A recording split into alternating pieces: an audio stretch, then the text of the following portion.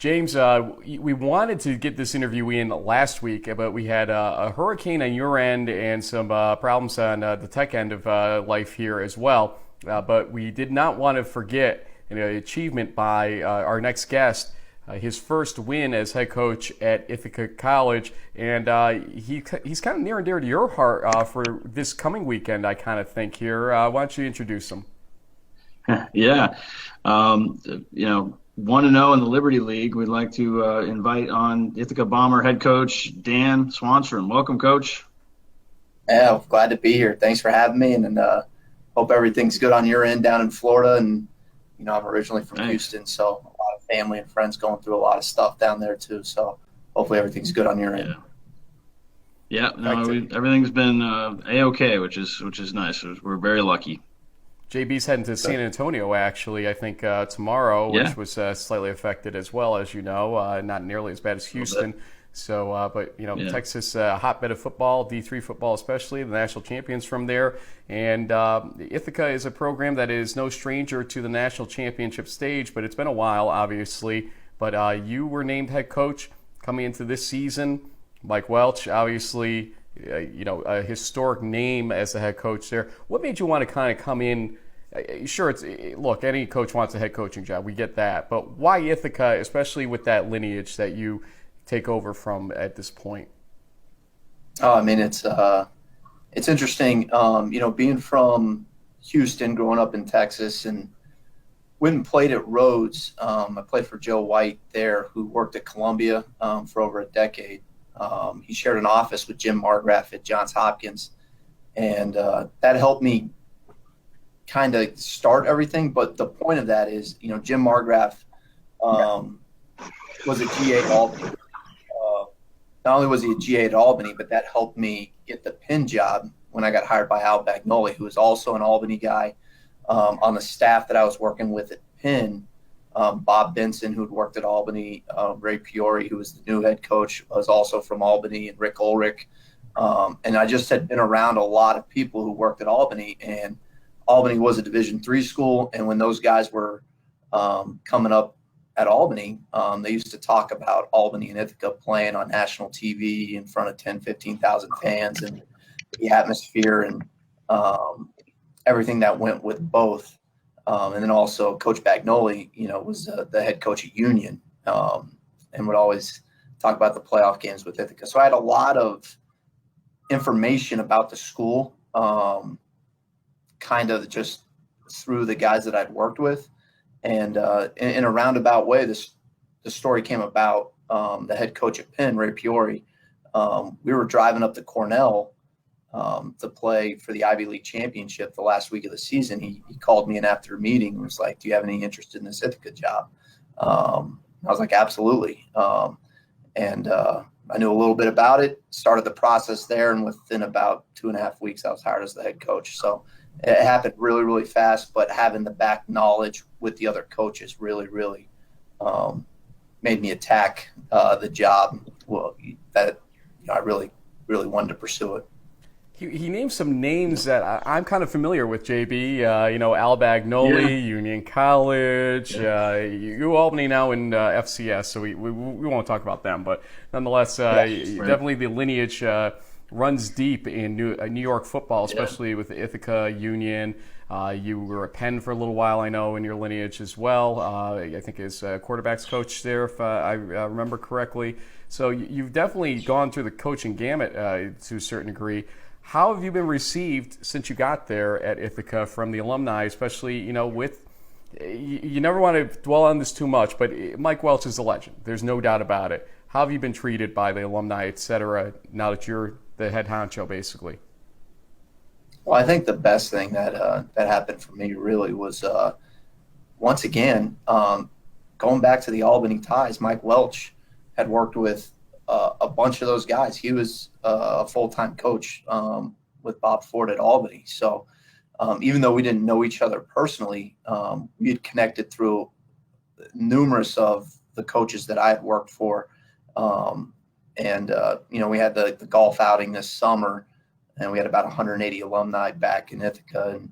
And, Coach Welch gave an introduction and kind of just talked about me being here, who I'd worked for and who I'd been a part of. And I think that really, really helps when you got Coach Welch on your side. And I've certainly used him as a resource of getting the job here and things like that. So having that all kind of intermingled is really, really helped, and has made the transition from, me, in the world of Ithaca football, being an outsider, much less of an outsider with the connections with the people that I've been with.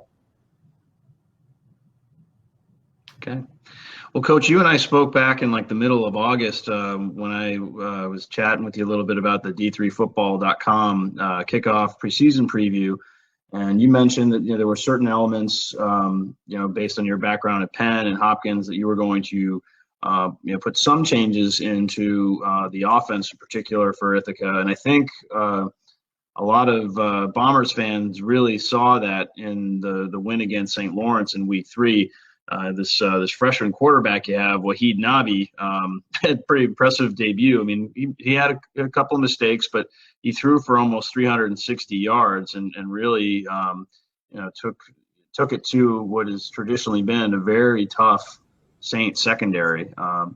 Tell us a little bit about Wahid and what sort of. I don't think he was the starter in the first game or two. Tell us about the move and how it's been going since then. Making the decision to start Wahid. He's a very talented young man. He's from Albany, went to Shaker High School, played for an Ithaca alum. The kid's just had a very accelerated process. Part of his success was, the way St. Lawrence plays you. They take a lot of chances. They put a lot of pressure on you. And I think when they saw a freshman in the game, they put some pressure on him, and he had some big plays, but they also, forced him to make some mistakes, and kind of fortunate to get out of there with a win. But, he's just a talented kid. He throws the ball very, very well, and he's a good athlete and very, very smart. We're just dealing with some freshman growing pains, and we have high expectations for him, I guess is the best way to put it. Yeah. And one of the things I think was probably what made the landing or starting off brand new with the program is, inheriting a defense that's pretty tough. You guys like Kenny Bradley, Brian Gill. I mean, you have a lot of talent there, and you're going to need that defense to step up, because you're going to be facing a pretty tough Hobart team that likes to really throw the ball and spread the field. They've got some very talented wide receivers. We had you erased the whiteboard before the interview, so you didn't have any of your plays up there. But tell us a little bit about this game coming up against Hobart. Yeah, we've had the bye. I've had a chance to watch Hobart and what they've done. I think when you mention their offense, I think really the most impressive thing is it's still a very, very balanced attack. That's what makes the passing game so strong, is that the ability to run the football and just continually just put 5, 8, 9 yard big play capabilities in the run game. Forces people to take some chances in the run game and leave some pretty talented kids on the perimeter in some pretty bad situations. So very talented group. The quarterback's very good. The receivers are very good. 2 very good tight ends. Very, very big up front. Some of the bigger kids I've seen in Division III. So, certainly going to have our hands full with them. We are in a place as a program where we have so much work to do on our own end that, as much as we'd really like to really dig into a team and really invest into it, in a game plan situation where we're really trying to teach our guys what we're doing offensively, what we're doing defensively, and what we're doing in special teams. But we have so much work to do on those ends that it's really, we're just really not there to really like dive into a team and put like unique game plans together and things like that. But we're a work in progress, and we'll continue to work on it. And we're just going to come out and play as hard as we can, play for 4 quarters, and see if it's good enough at the end of the day. Yep. Well, I know Frank will have some other questions, but I will throw one stat out there, which you probably have heard and most likely brushed off because it's ancient history. But Hobart's only beaten Ithaca 5 times and never at Butterfield Stadium. So I don't know. There's some kind of curse there on the shores of Cayuga Lake or something. But I don't know if those kinds of legends are helpful or hurtful, but I guess it is what it is. Well, Mike Craig I was just going to say, Mike Craig's a riverboat gambler, and you kind of have the Texas gambler style. I've seen some of your calls late in games, Coach. So this is going to be, I think, a pretty good matchup coming up here. What do you think about that stat that James just dropped, though? I haven't thought about it for 1 second. Well done. The only thing that I know the year after I left, I actually drove up when I was at Penn because we were off. Hopkins was playing Hobart up here, and probably one of the most miraculous wins I've ever seen. Hobart made some very, very unique plays, and in a fashion that I don't know if I've ever seen really Hopkins kind of lose. So I've seen the other end of it where, they definitely have a strong will to win. They have a very good culture. They're definitely the standard in the Liberty League, and I know a couple teams here are fighting to try to compete with that standard, and we're one of them at this point in time. Again, Dan Swanstrom, first-year head coach at Ithaca College, joining us here on In the Huddle. Coach, getting to do these video interviews, we get to now see the faces and see the people that we're actually talking to. And we used to tell the story of Mark Raymond, who now is at Williams, formerly of St. Lawrence, and he used to bench press with his guys in the gym and everything. I can tell from this interview right now, you've bench pressed a weight or two in your time. What's your bench up to? I would be embarrassed to even talk about it. Me too. We work out pretty good in the summer. We work out pretty good in the off season, but my workout situation right now is limited. Makes two of us. I'm just trying to keep up and trying to keep some mental health going through the season, as that always is during any season, not just being the head coach here, but any season dealing with what it takes to be competitive in this day and age. As we close, I want to ask you, as a first-year head coach, you're probably not expecting to win the national championship. It'd be nice, obviously, in Division III, but there's 248 other teams that are going to say, wait a second there, guy. But at the same time, you have to have certain level of goals that you definitely want to hit, that you came into the season saying, these are must-achieves for me and my team. And the birds behind me here are obviously chiming in. They've got their own goals here. So don't mind them. But nonetheless, what are the goals that you had set coming into the season? And so far, maybe what goals have you knocked off that list as achieved? We do have certain program goals that we talk about. To be honest with you, where our program's at right now and what we're trying to build and try to create culture-wise, I don't know if the program goals are tangible as far as unless you are inside this program day in and day out to see the minor strides that we're making. The one thing we're really, really trying to stress is we really need to learn how to compete continuously on each play, on each given day, and don't let the past plays defeat us on the next play. It's almost like, our kids have had a certain expectation from the past to be something, to be in the playoffs, to be a couple rounds deep. But the reality is the group that I have hasn't had much success. I mean, they were in the playoffs and a couple rounds deep when they were freshmen, but very few of those guys had much to do with that.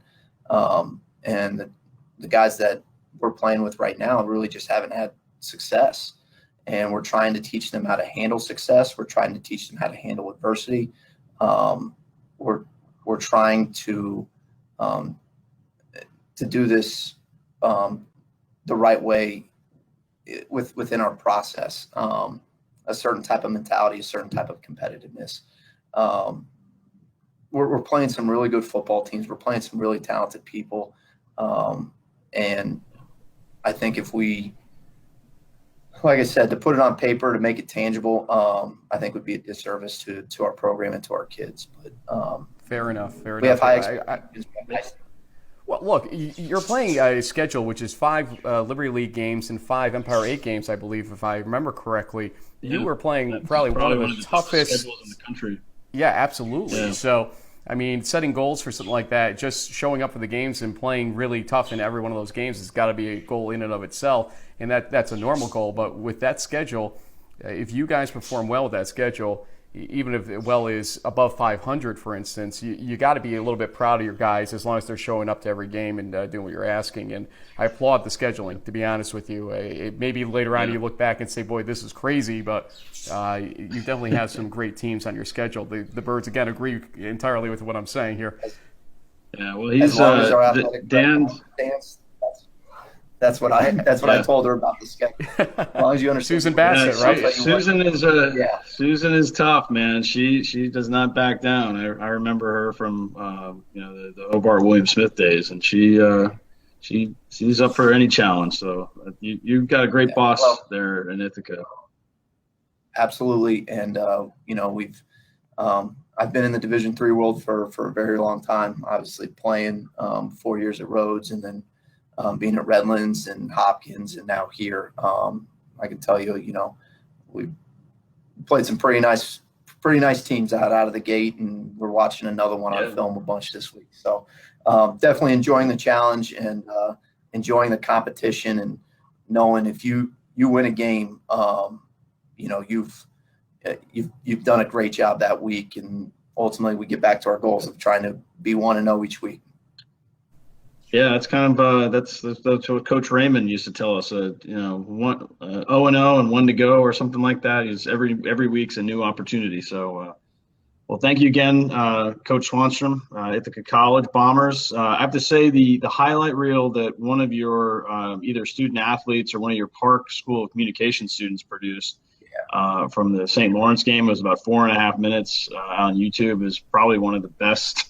I mean, it's like NFL Films quality. Pat Coleman at D3 Footballs. Yeah, Pat Coleman at D3Football.com calls it one of the best he's seen, and he's seen plenty over his 15-plus years. In the last 20, I don't remember seeing anything like that in the last 20 years. So that's exceptional, and it's great that you have that institutional support. And hey, we wish you luck this weekend against Hobart. It's definitely probably one of the top 5 games in the entire East region that people are going to be paying attention to. So. Good luck to the Bombers, and we'll see what happens. Thank you very much, guys. Thanks for the time. Thanks for putting this all together, and keep up the good work. Thanks, Coach. Oh, wait a minute, Frank. I forgot something. Oh, wait. I still got him. Hold on. Yep. No, we can't. Maybe it's a rookie mistake by me. It's a new season, but Coach, one of the traditions that you're probably not aware of, but you're going to learn about in just a second, is that every guest we've ever had on the show, at the end of their interview, has the opportunity to give shout-outs to any friends, family, teammates, usually different with the student athletes than the coaches, especially if, you try to get Mike Toop to talk for more than 30 seconds and you're not getting very far. But this is your chance. The floor is yours to thank, any, whether Susan or whoever else you have on your list. The floor is yours. So I have to give them that opportunity, Frank. I don't want to. You guys should have let me know about this before, because now I'm going to make a mistake and forget somebody, get myself in trouble. But we'll make it easy. We'll throw it out to shout out to certainly my family down in Houston and all the friends and all the chaos that they're going through, and being able to be up here and coach at Ithaca and coach the fantastic kids and the teams we're playing. And it's just an absolute pleasure and a joy. And it has been humbling and been great perspective to see what a bunch of my friends and family are going through. So a big shout out to Houston here. Well done. You didn't need the prep work. You got that on the fly. Don't worry about that. Yeah. So again, Coach, thank you very much for joining us. We don't want to take up too much more of your time, but good luck against Hobart. I'm allowed to say that because he's the Hobart guy. I'm the Union guy. So I'm going to say really good luck against Hobart this weekend. Okay. I appreciate it, guys. Thank you again. Thank you. All right, thanks, Coach. James, this will be going up on Monday, and folks need to remember we'll do our lightning predictions later in the week, and we'll also be dropping crunch time early this weekend. We actually have hard deadlines on that this week. We've been having some trouble with our tech stuff on this, but we have ironed that out, thankfully, on the fly. So until later on, thank you folks for watching, and keep checking back on our Facebook channel here.